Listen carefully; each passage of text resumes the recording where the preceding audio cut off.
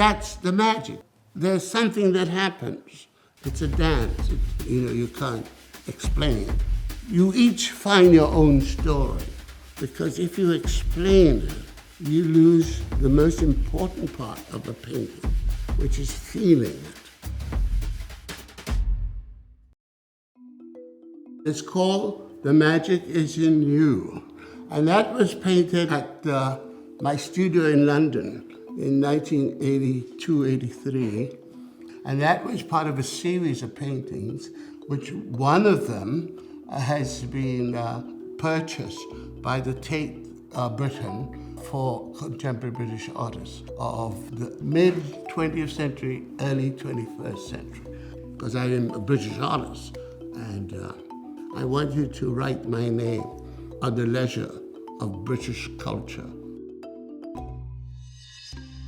I was born in St. Lucia from a very rigid Catholic family. So I spoke Latin at 7 because the Mass then was said in Latin. And it was very like theater. And that also inspired me to want to be a painter.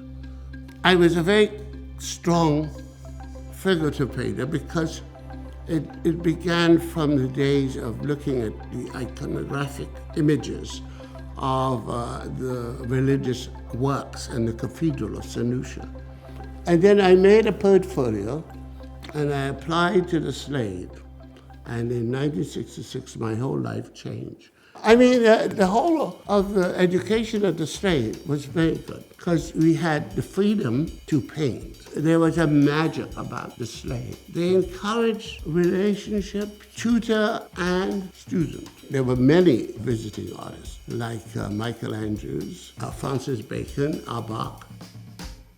But as I grew older, I disengaged in the overt representation of painting.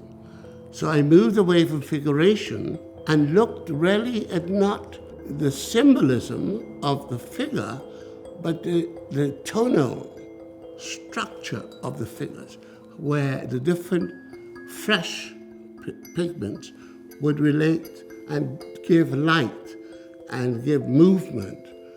Through color, you see light, and light, through color, you get feeling. And that was where I began. People ask why you use acrylic. Well, acrylic oxidizes quicker, and you have to work with water, and you move it and bleed the colors.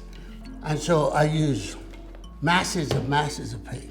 I go through the paint as a rat to cheese. It's an expression. And so that's it. Really, a day in the life of Winston Branch.